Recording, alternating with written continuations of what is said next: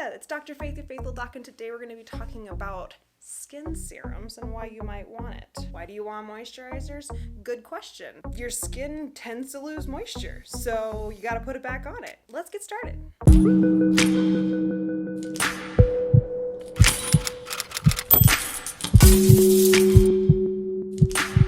Welcome back. It's another episode. I think it's episode 3, intro, toners. No, this is 4. It's episode 4. Okay, cool. Hey, hi there. This is Dr. Faith, your Faithfuldoc, and today we're going to go through another segment of skincare. This one we're going to start talking about moisturizers. Very important, but I'm going to cut it into 2 because serums and moisturizers are separate. So, let's start, shall we? Why are we talking about moisturizers? Why is it important to have a moisturizer? This is a really good question. 2 things happen to your skin when you get older. Lots of things happen to your skin, to be honest, but the 2 things that are most important to be able to take care of it is that it loses moisture every day due to environmental toxins and dryness and environment and all kinds of crap that happens to your face.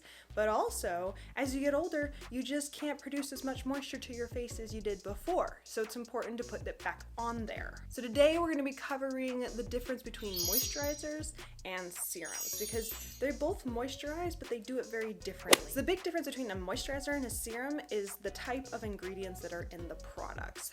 Moisturizers tend to have occlusives, which basically means they sit on top of the skin and they don't let moisture or air breathe out of it. It tries to trap things into the skin layer, which can be good for some things. Now, serums are made a little bit differently. They tend to be a very concentrated, fluid skin product in which they actually penetrate the skin deeper because they can absorb faster. They don't have fillers. They tend to not have things like creams or occlusives on them so that they can deliver more active ingredients to your skin. Bonus. So the big thing about me making these series is that I want to talk about dangers that happen in skincare because skincare products are not regulated as I talked about in this intro video. So what you want to do is you want to make sure the ingredients that you have in your skincare products are the most beneficial for your skin and give the least damage to your body. I feel like that's like, what you should be doing for your whole life, but let's just talk about skincare to start with and then we'll build out, shall we? So the 3 biggest differences between serums and moisturizers, as I've talked about before, is that serums are a thinner style fluid, which is great because they can deliver more active ingredients without using as much fillers or have as much harmful ingredients in them. Number 2, serums don't have occlusives in them, which means they don't have petroleum or mineral style ingredients in them to make them that watertight barrier. So therefore, you don't have things that'll cause massive side effects like cancers or hormone disruptors. And the last unfortunate thing, but kind of fortunate, depends on how you look at it, is that serums can be a little more pricey than moisturizers. I think the big difference is that you get usually months supplies worth it because the manufacturers tend to put them in droppers so that you can apply them with using less product. But honestly, it's a better bang for your buck, in my personal opinion, because you could be using less product to get a more active, concentrated ingredients to your skin. Because you know what, honestly? Fillers are cheap. So there's some caveat when it comes to using serums. I'm specifically talking about people who tend to have eczema or rosacea. Those 2 skin conditions can actually be worsened by using serums because the ingredients are so concentrated they can quickly go through the skin barrier and it can actually weaken it and make their skin irritations worse. So the other caveat is that serums might not be the best for people who might need a moisturizer on top of it. I'm specifically talking about people who have dry skin or people who have aging skin. Sometimes they need to combine a serum and a moisturizer together. And I'll go through in the moisturizers video about why anybody would really want to add a serum and a moisturizer together. I think there's certain times when you'd want to add them together and there's certain times that you don't want to add them together. All right, with every good news, there is bad news, right? So let's talk about the bad news because I love serums, but my God, man, there's always got to be some kind of crap in your product, Why can't we just get good products? I don't know, but this is why I'm doing this, right? let's talk about some ingredients, shall we? 3 main ones that tend to be in all skincare products. 1, parabens. I'm gonna cover parabens in the next video because I have a serious, I'm almost angry when it comes to parabens because I feel like you're getting a disservice when it comes to it. But I'm gonna talk about that with moisturizers. Number 2, phthalates. Already talked about phthalates. Bad, causes cancer, hormone disruption, terrible for you. And number 3, this video, we're gonna talk about glycine. Okay, glycine, glycerols, it's confusing. It has a slippery texture, so companies like to put it in your serums to make sure that it feels nice and moisturizing, but but actually there are some dangers with glycols and glycerids. Now, here's the thing. Biochemistry, please don't zone out by the way. This is where it gets kind of complicated, but also kind of fun. In biochemistry, glycols have an OH at the back of their molecules. Now here's the thing, OH is an alcohol. It has an OL, glycerol. The thing is, even though it has a slippery texture, it might seem like it is a great nutrient ingredient for your serums, but it's actually an alcohol. It's not as short as the OHs on rubbing alcohol, which has one OH. No, it has 3 OHs on it, which is kind of confusing because it's slippery, but actually what it does is ends up drying out your skin in the long run. So most synthetic serums on the market have this glycerol in them. They also have silicones in them. And what silicone basically is like you would imagine the stuff that they make our kitchen products out of. So it's like a big piece of plastic, lays on your skin like this. And as you can imagine, it has holes in it, but it doesn't allow the big stuff to get out, but it also allows water and moisture to leave the skin. So you don't really want to be putting some kind of occlusive things like silicone on it. The big problem with glycerols and glycerates and glycols is that they are made synthetically, which means they're highly processed. It's processed and it's chemically made up to a point where it's kind of toxic. I say it's toxic because it has residues when it is processed, as you can imagine. You take a whole chemical,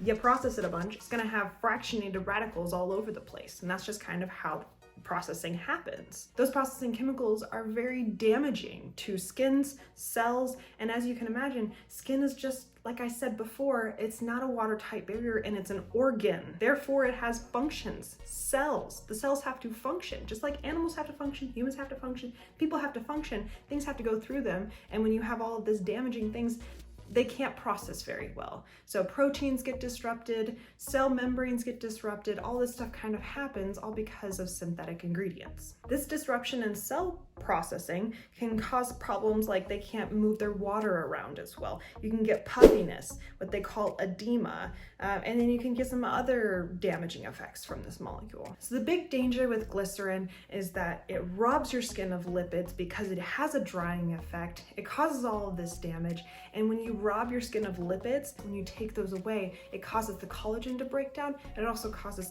sagging skin and wrinkles. Don't have glycerin in your products.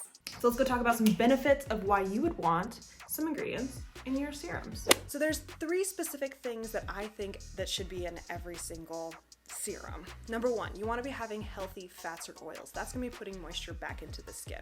I say healthy fats and oils because some oils can be very damaging to the skin. It can clog pores and it can cause inflammation.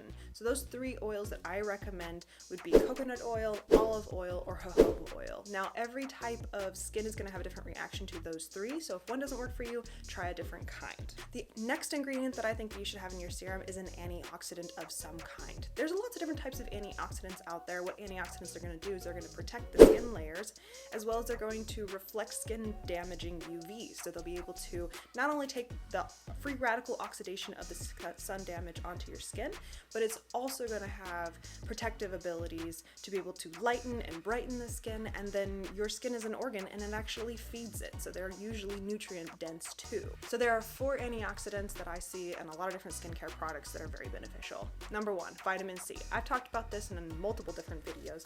Vitamin C helps cross-link the things in your collagen so that your skin has a better collagen barrier. Everybody needs more collagen, just so you know. That's what goes away when we get older, and that's what causes wrinkles. The next one is vitamin E, amazing for the skin barrier. It's a huge antioxidant, so that's a wonderful thing to add to your products. CoQ10 is the 3rd one I would recommend.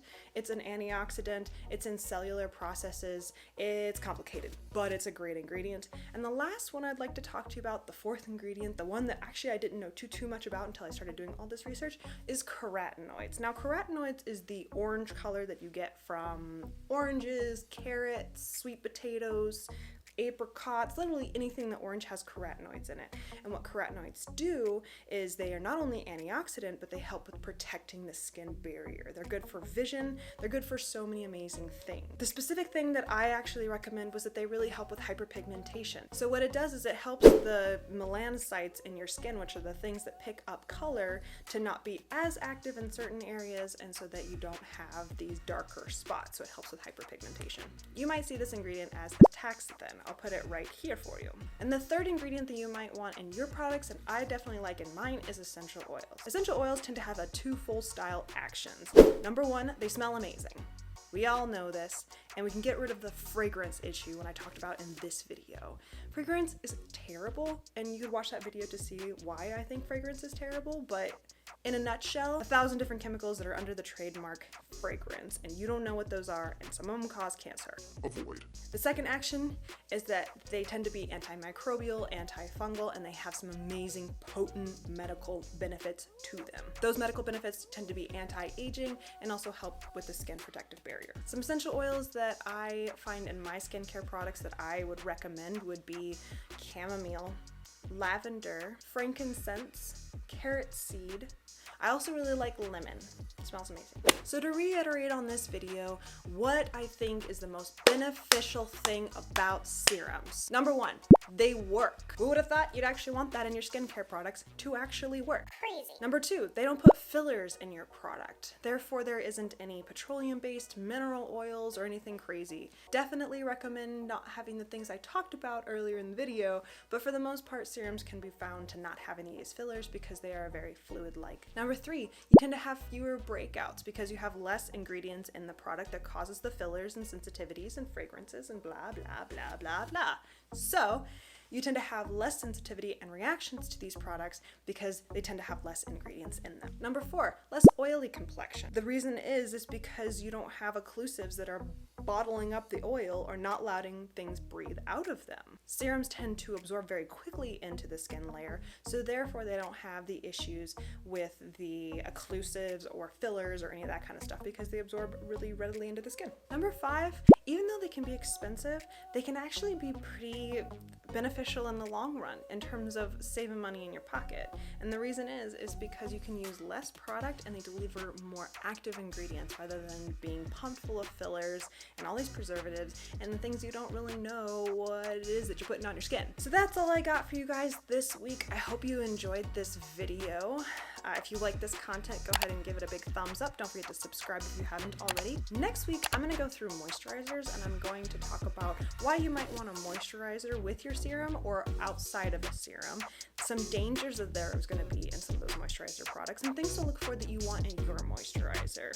So I hope you like this content. I'll see you guys next week. Bye.